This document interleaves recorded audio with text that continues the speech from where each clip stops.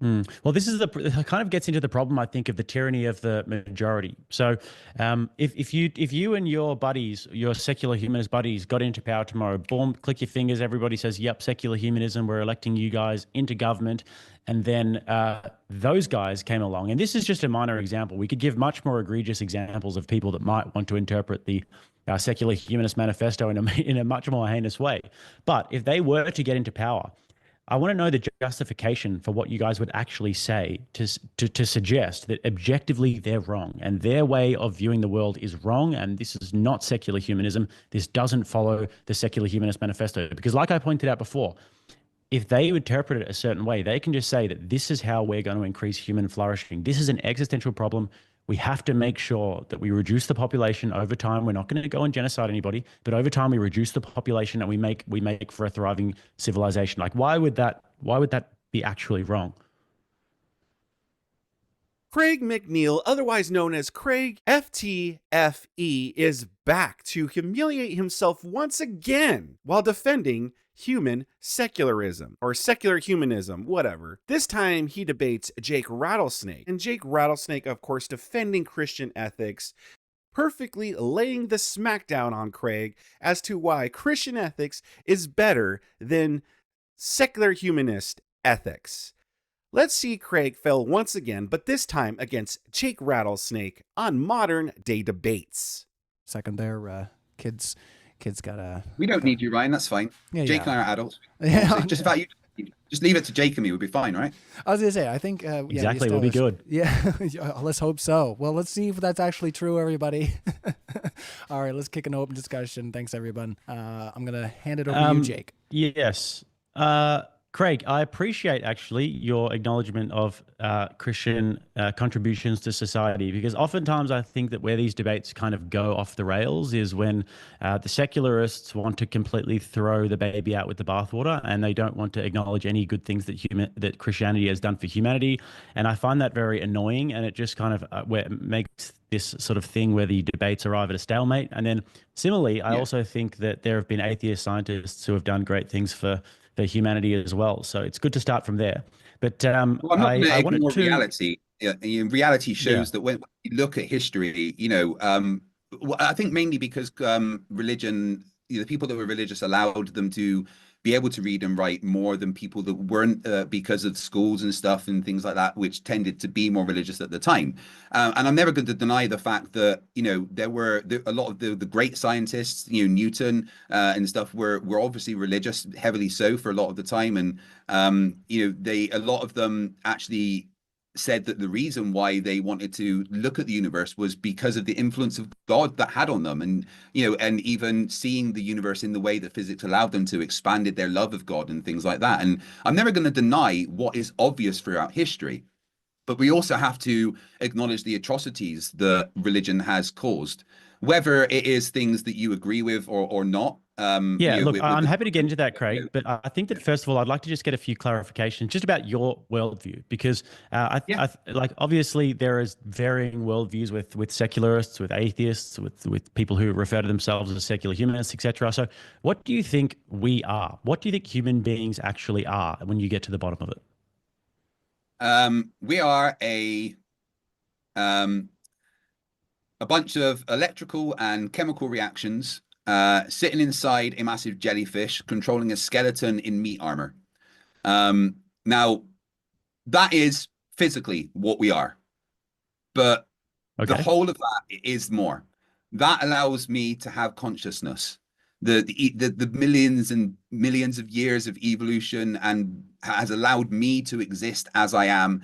And I look at the universe and think, wow, there is a billion, billion, billion cosmic coincidences that have come along to allow me as a being to exist. And I think that is absolutely wonderful. That gives me Yeah. great happiness to know that somehow, out of all this chaos and randomness, out of the trillions of consequences and things that could have happened throughout the billions of years that the universe has existed, it's all come together and allowed me to exist in this way, Okay. in this form, with this consciousness and this ability to perceive the All world. right, Jake's trying to jump in. Understood. Understood. Yep. So, a fantastic coincidence. So, do you believe that human beings then have free will? I don't know, honestly. I like to think that I have free will, right? Because I like to make my own choices. But at the same time, there are fundamental things that I can't control, right? Um, But just in terms of our obviously, everyday actions, like just if yeah, I lift my arm right now, do you think that I'm choosing to lift my arm, or do you think that this is just a bunch of chemical reactions in my brain that has made me lift yes, my you, arm? you you are making the decision to move your arm. You are physically making that decision to do that. And yes, there are certain aspects of our life that we can control. The question is whether we have free will is something that I am personally struggling with. All right. I don't know if I have free will. I don't actually think that I do in a lot of ways because there is a lot of things that I can't control about who I am, the way that I am, and the things that I have to do. Do I make my own decisions? Yes. But are those decisions based on a bunch of circumstances that I can't control? Also, yes. The But question the of free idea of will having is a something soul that or some sort I'm of like personally a struggling with. right. So, but the idea of having a soul, I think what you would refer to as consciousness or some sort of a governing faculty of our body that resides within our body, you think that that's something that's far fetched. But do you think that the secular humanist or your personal interpretation of it, which is, oh, I don't know if we have free will. Apparently, we're like a soup, we're neurons inside of a jellyfish or whatever. That makes more sense to you? It makes more sense to me because it's what I can verify. I know the physical components of my body and what interactions in my brain allow these things to exist. You know, and I can see how evolution has created what I am today. Um, but when you look at actually what free will is, if I want to be personal for a second, right? I suffer from a condition called dystemic disorder, which is an anxiety and depression disorder caused by chronic pain, right? So I can't control a lot of my actions. I struggle with anger. I struggle with controlling my emotions sometimes. Does that mean that I don't have free will because I cannot control my emotions? Just to tie What it what would back you in, that? if just to tie back into the social subject that we have here today, if you could explain how a secular society would be a better benefit to those struggles, and then maybe we could talk about that. So I'll Yeah, hand I it think over that to what I you, was Craig. what I was get getting there. at here, I can sort of round this off a little bit. Because what you're describing to me is you're describing that we are just sort of physical matter and that we potentially may or may not have some sort of a faculty that you could refer to as consciousness or whatever it is that you refer to it as that governs our actions and what we do. So if we're not sure about this, first of all, how can we be responsible for any of our actions? And what's the point of even having this conversation? And why are we more valuable than animals, for example, who have all of these same faculties that you're referring to? Because we have empathy. That's what it comes down to for me, is because we have empathy for other people. I don't like to see other people in pain. Pain is something that we all experience in one form or another, emotional, physical, or whatever. I don't like to see other people in pain. And for me, it is about empathy. What can we do in society to reduce the suffering of others? And again, I will absolutely acknowledge the help that Christianity has done towards that. Counseling services came from a lot of things that Christianity did, but in modern society, why can't we take that without then having the religious doctrine behind it and advance it in whatever way is better for society? A society evolves, the needs of humans evolve, the needs of counseling evolve. Secular humanism gives us the ability to say, well, what can we do to stop the bad things that are happening? Let's look at the world around us instead of relying on history and religious doctrines. Let's look at right now and the suffering in the world, and what can we do as humans collectively to try and reduce that overall. That's why. I've seen a few of Craig's debates now, and I've covered them on this channel. And he seems to think that secular humanism has this monopoly on empathy, and that only through secular humanism can we solve the world's problems because it's about empathy for other people. And he still doesn't grasp, because he asks too, well, why can't we have these things without the religious doctrine behind it? Well, the religious doctrine teaches morality. Secular humanism doesn't. And I'm sorry, empathy is not enough, because you could have empathy for the wrong people. You're seeing it nowadays where people have more empathy for criminals than they do victims of the criminals. So no, empathy just isn't enough. Yeah, also too, I think it's personally conflicting that he just thinks that we're just jellyfishes or skeletons with meat armor, flesh armor, or whatever he said. But yet we also have to have empathy for people. Well, if we're nothing more than just skeletons with flesh armor, why do we need to have empathy? Like if ultimately our lives don't matter, like if there's no higher purpose for us or anything like that, then why do we matter at all? Why do we need to have empathy for people? If there's no higher purpose for human beings, why are we important then? And I don't think human secularism can answer that. It's just my empathy. Okay. Important. That's why you and I have this conversation, because I have empathy. Well, I mean, with that, I don't really see any basis in the secular humanist worldview, and maybe you can explain it to me better, but I don't really see any basis as to why we should aim for the things that you say that you're aiming for. Because if we are just these products of evolutionary process, and if our nature is just that which wants to reproduce and survive, then what is actually wrong with things like slavery and genocide, for example? Why do we actually have altruistic actions? I don't actually understand that from the secular humanist worldview, because what you're saying is that we have empathy, but empathy is just one of the things that we experience. We also experience lust and selfishness and greed, and this is all much more in alignment with evolution than empathy and than altruism. I wouldn't agree with that it's much more in line in evolution. Evolution is about adapting to societal pressures, and the current societal pressures include the fact that humans suffer. And like I said, the fact of it is that secular humanism just wants to stop suffering, wants to stop harm. And we are an evolution. I'm not saying that we are just a pile of meat that wants to reproduce. We are a pile of meat that has the ability to have empathy because of whatever's happened, because of the billions of cosmic coincidences, because of evolution. We have this ability within us to have empathy for other people. And those other things you mentioned, lust, greed, they can cause harm, when they're out of control. Nothing wrong with a little bit of lust. I'm going to Amsterdam for my anniversary and I really want some lust there, trust me. But, there's no reason It's why. a funny place to go. It's a funny way to put that, actually. Amsterdam. I'm sure it's just with your wife. Just with your wife, I'm sure. Yeah, I cannot wait. I need a holiday. Oh my God. Yeah. So, but lust and that they can cause harm. So we will look at what can reduce the harm. Having empathy for other people.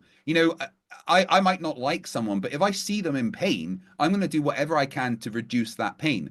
And I think secular humanists, that is the driving goal. It's to stop suffering and allow humans to flourish in the best way that they can without restrictions and religious doctrine holding them back. But once again, I am never going to deny the good things that Christianity has done, but we also have to acknowledge the other side of it. Okay, yeah, sure. But I mean, you can make the claim that you believe that we should do these things and that we should follow empathy, etc. But I actually don't see why it's not just as beneficial for me and the people around me, because I think that the best argument you can make from an evolutionary standpoint is to say that we look out for our kin, but then otherwise, outside of that, like you're not running down the street to the neighbors to make sure that everybody's okay all of the time. This is something that's actually enshrined within the Christian worldview, is to make sure that everybody else around us and even in our community is okay. And this is something that Christians actually practice. And secularists aren't really known for practicing this. They talk a lot about it. Yes, we should make sure that everyone's thriving, but they actually don't have many institutions. And this isn't actually really reflected in the way that they live their lives. I don't really see from the evolutionary point of view why I can't be a secular humanist and say, actually, you know what? What I think is best for society is if we just get rid of all the poor people. And if we get rid of all the poor people, then we can all live in flourishing societies for hundreds and hundreds of years to come, and they won't be taking all of the resources. Before you push, I got to ask, because I want to tie this back into the social topic. What's this moderator doing? That was a perfectly acceptable thing that Jake said that ties into everything. Craig wants to go on about my empathy. And Jake is absolutely right. Christians want to make sure that everyone's doing okay. There's more Christian charities out there and Christian services like serving the poor and stuff like that than there are with the human secularists.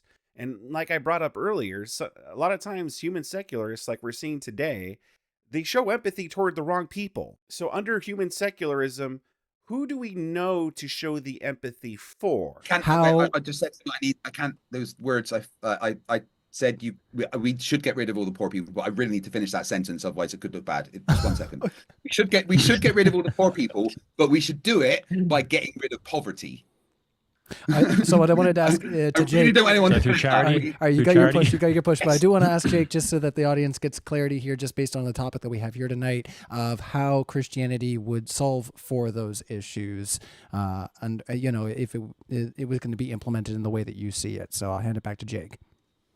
Yeah, I think I sort of covered that in my opening statement. The Christians are very focused on charity in the world. All of the biggest charitable organizations in the world are Christians throughout history. They've been going to other countries and helping them with missionary work, etc. So this is enshrined within the Christian worldview that we should love our neighbor and that we should care for the poor, etc. And we have a foundation for that, because the foundation comes from us all being made in the image of God.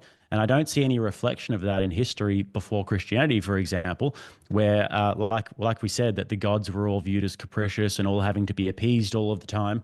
And this just wasn't really happening. There was much more of a will to power mentality in society before Christianity came along. And the social revolution that Christianity brought with it was actually a radical change. And when I look at oftentimes when I look at the atheist liberal world, I sort of see a throwback to that sort of pagan time where people want to just pursue their own sexual desires and their own sexual urges and lust and greed and materialism. And I see that actually goes away from the teachings of Christianity, which have been beneficial for society. And through Craig's worldview, through the secular humanist worldview, I just see that actually being the logical conclusion of it, because there is no guiding principles and everyone just sort of is doing whatever they think makes them happy. And it's so arbitrary and open to interpretation.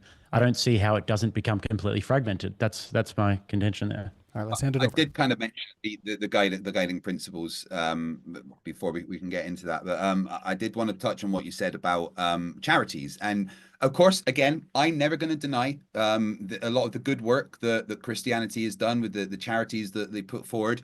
However, there has been a lot of charities for Christianity that will only help Christian societies, but not all of them. But I wanted to point out the fact that secular humanism also has many charities, and as part of reducing harm, we consider helping those less fortunate, a vital thing to do, because it will reduce the harm overall. Several well-regarded secular charities that operate based on principles of effectiveness, transparency, and secular humanism. Doctors Without Borders, Give Directly, the Against Malaria Foundation, Human Rights Watch, Oxfam International, Secular Student Alliance, Freedom from Religion Foundation, Center for Inquiry, Direct Relief, and Pathfinder International. These 10 charities are known for their commitment to secular principles and effective aid, often relying on evidence-based approaches to philanthropy and aid distribution. They operate under the belief that assistance should be provided based on need, not creed, and are transparent about their operations and impact. Once again, never am I going to deny the positive impacts that Christianity has had on society. But I don't see why we can't take the positive impacts that Christianity has had and evolve those as society also evolves. And just one quickly to touch on what you said about evolution, I think there's a slight misunderstanding on evolution. Evolution doesn't just mean more people is good. Evolution could mean less people is good. For instance, if there's a time where there's a worldwide drought and there's less food, evolution would call for there to be less people. That would be better for society at the time.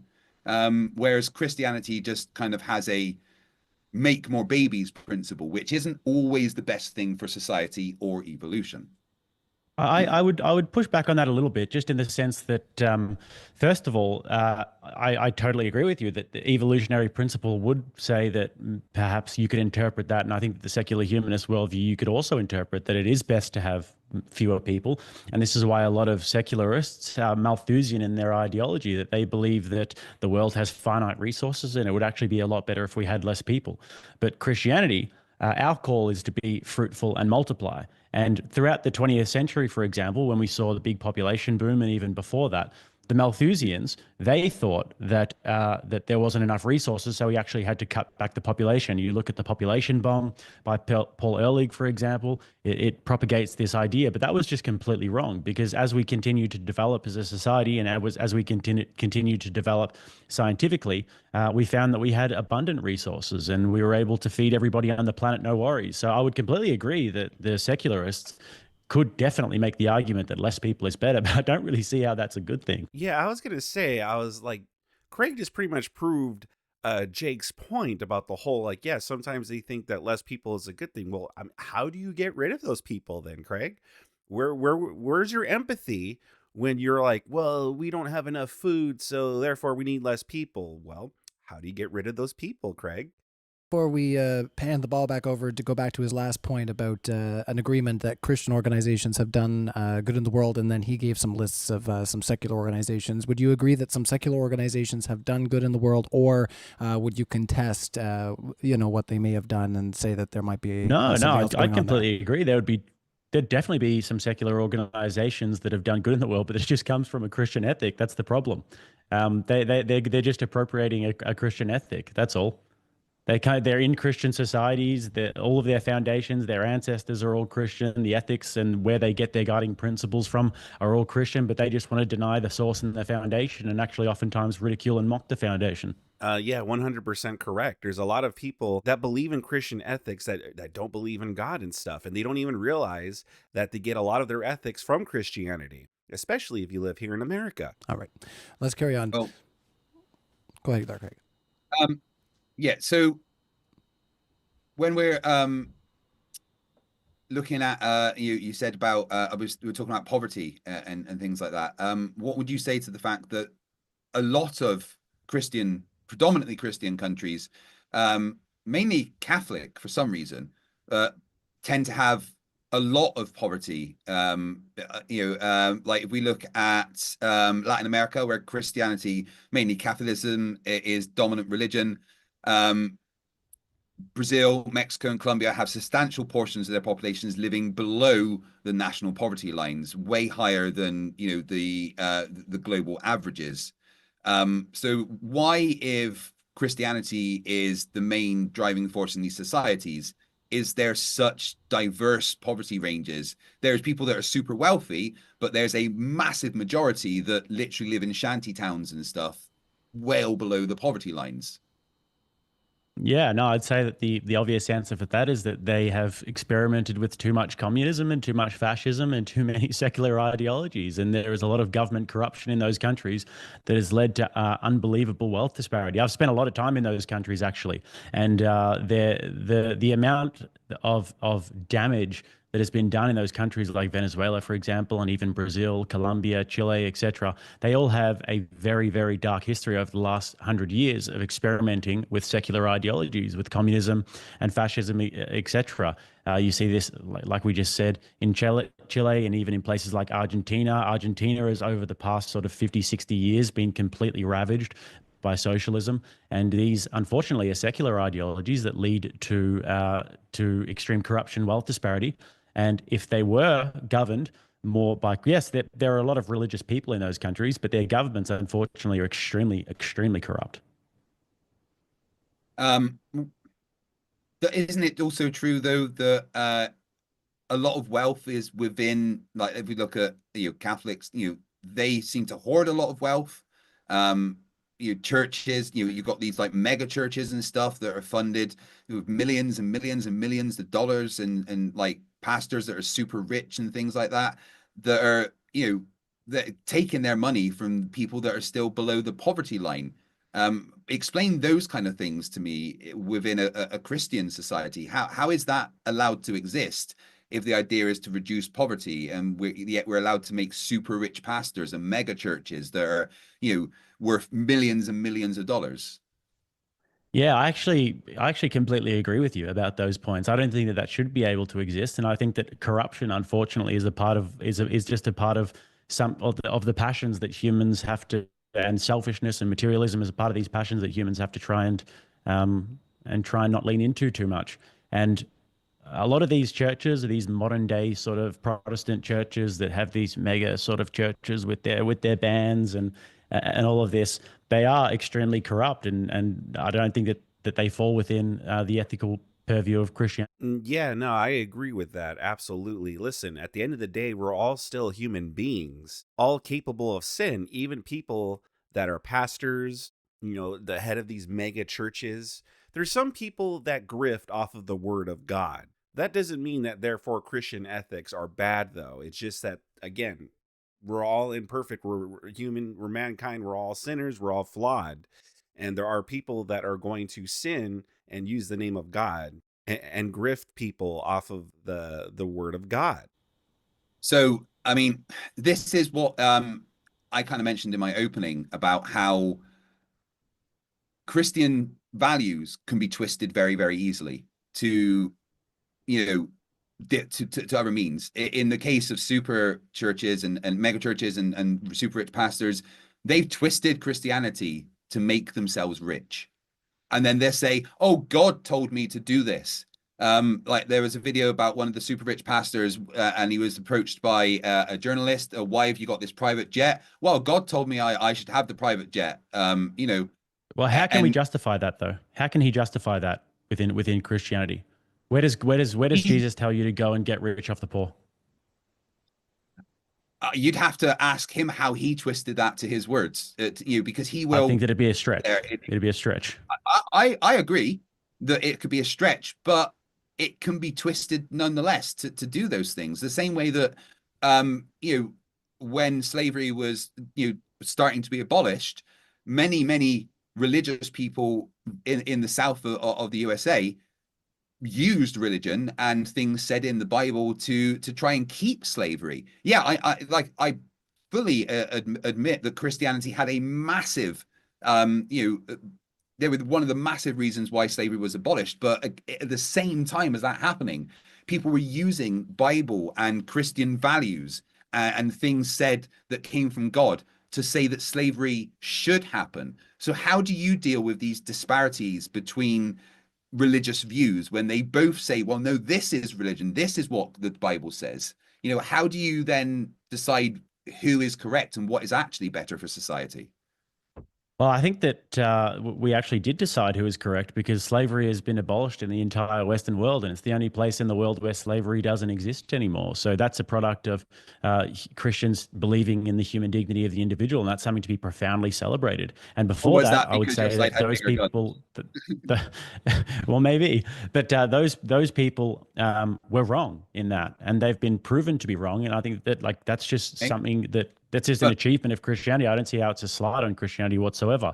And furthermore, if you want to bring up the modern churches and their corruption, etc., sure, there are definitely people who do corrupt things and they do it in the name of God. And Christianity actually doesn't deny this whatsoever.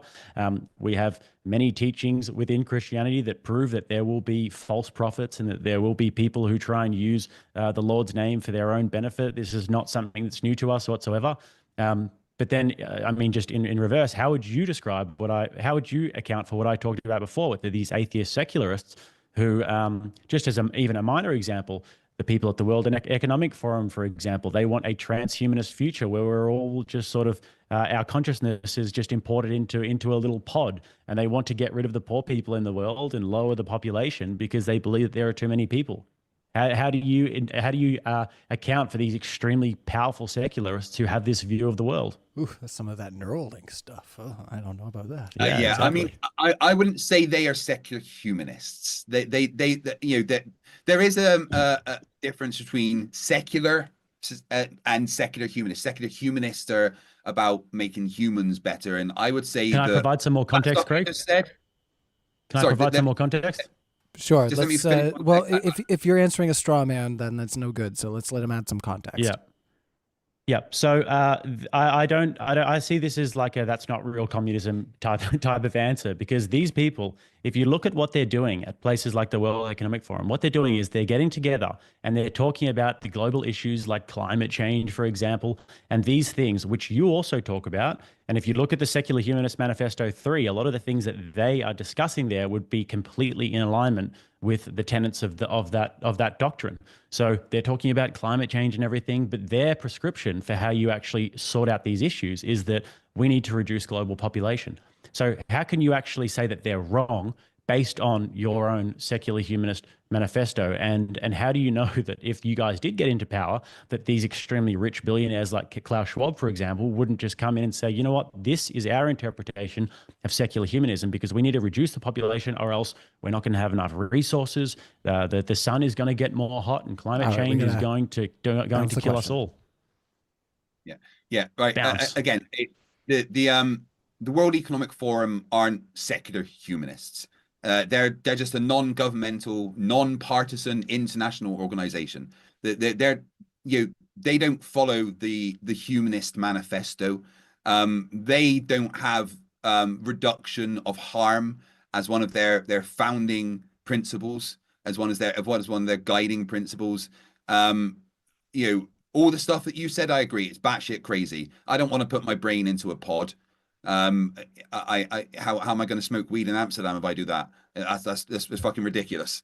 I would just push back the World Economic Forum follows secular humanist values. They most certainly don't. They're just interested in trying to make money for everyone. I think. How not though? I don't understand how you actually justify that. Because they're not. What part of it do they not?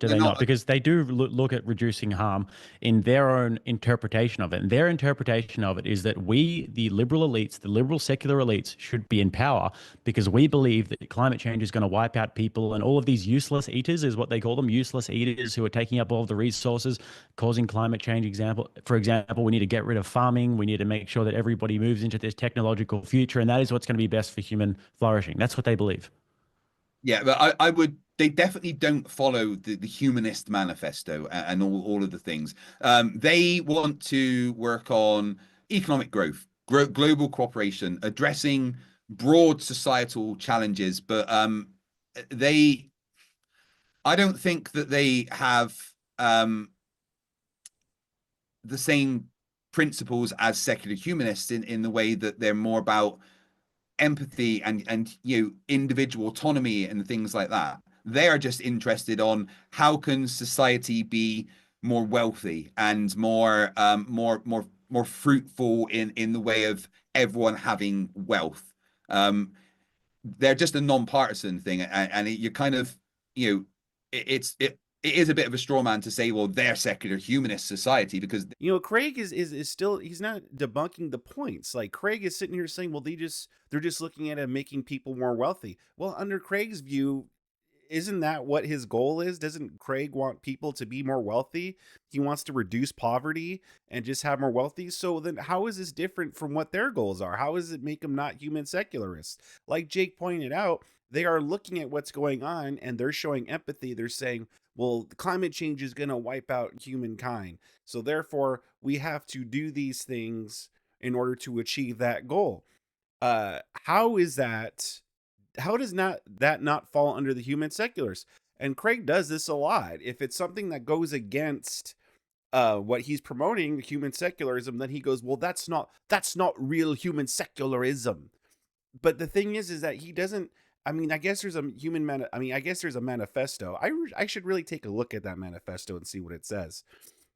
But in that manifesto, does it specifically say not to do some of these things? Is there an actual moral guide and framework saying, well, this is what we believe that should be done and how we actually better humankind? That isn't just a generality like empathy.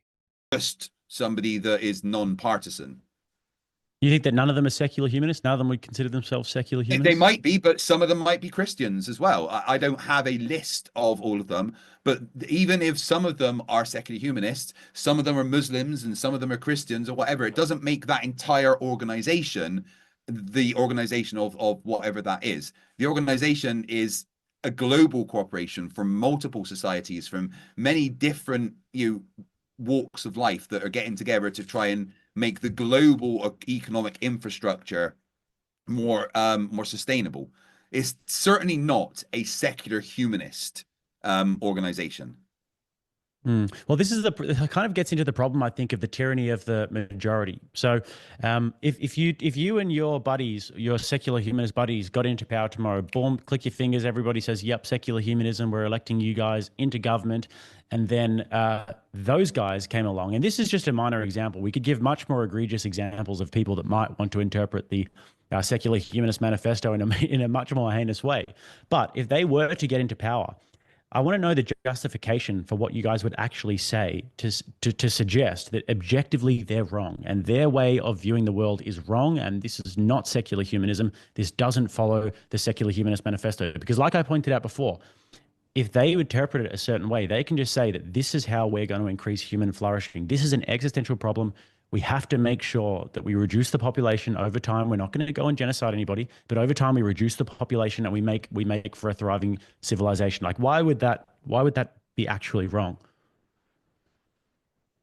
Again, they're not talking about individual autonomy of people and things like that, and empathy and reducing harm of individuals and society. They're just focused on economic stability of the global infrastructure in whatever way they see fit. But I don't agree with the majority of the things that the World Economic Forum says, and a lot of people that I know that are secular humanists also don't.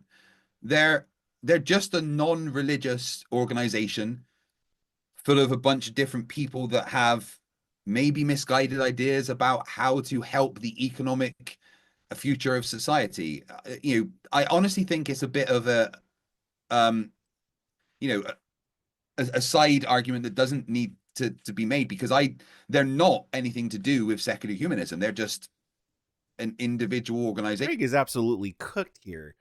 I mean, look at his face. It's showing in his face. He knows he's cooked. Because listen, absolutely. See, like he brought up earlier, the corrupt pastors, right, that are grifting to enrich themselves with tons of money off of the word of God. But Jake says, yeah, but listen, nowhere in the Bible does God say, go ahead and make millions of dollars off of my name. You know what I mean? It doesn't promote that. So it goes against Christian ethics. So, and we could point to that and say, well, yeah, listen, they're not doing good by the word of God because of the Christian ethics. But Craig doesn't have anything I'm pretty sure anything in his manifesto that says, no, what they're doing at the World Economic Forum is actually not human secularism because of this. Because as Craig keeps pointing out, if Craig is a good representative of human secularism, all he goes by is bodily autonomy and empathy and for the greater good of humankind. The thing is, those are generalities. Those aren't specific.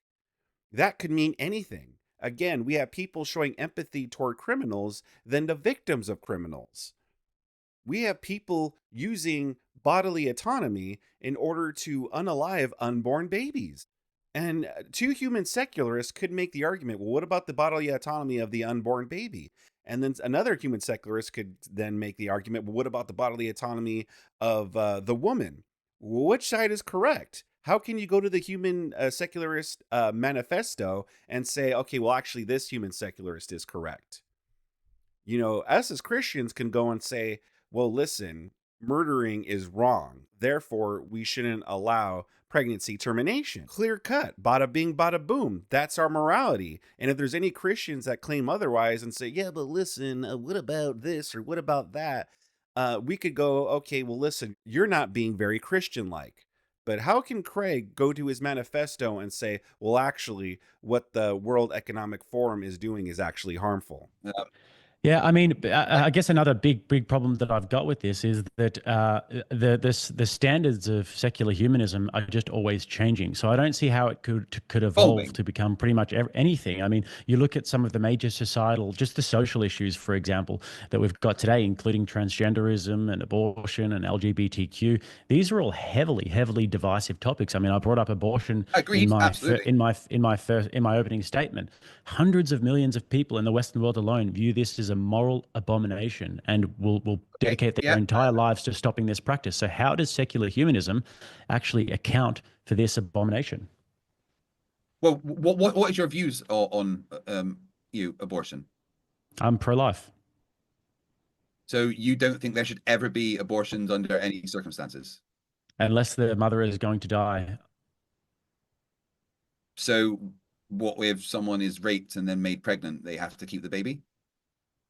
Yeah, I mean, if you just look at it from the logical standpoint, the baby inside the mother's womb is a human life. It's wrong to take a human life. Therefore, it's wrong to kill that baby.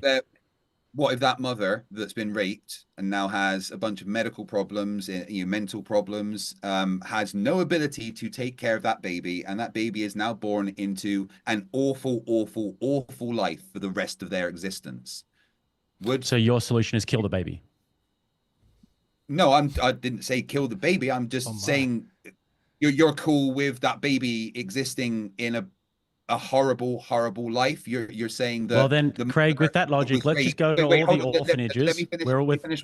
Wait, please let me finish what I'm saying. Well, hold on. I know you want to finish up, but I kind of want to cut through because I thought the point you were going to make, and I thought, oh, okay, that is interesting because you said, only if a mother's life is in danger, or Anyways, I guess I thought you were going to say, what if that person decides, oh, I don't want to be pregnant and decides to off themselves, before that process. So that would be considered a risk of the life of the mother. I don't know. I thought that's where you were going. No, that wasn't the point. He was making the point that the baby would be born into this abject sort of horrible life. But I just think that with that logic, we could just go to all the orphanages in sort of India and Cambodia with limbless babies who have just suffered terrible birth defects and just kill them all.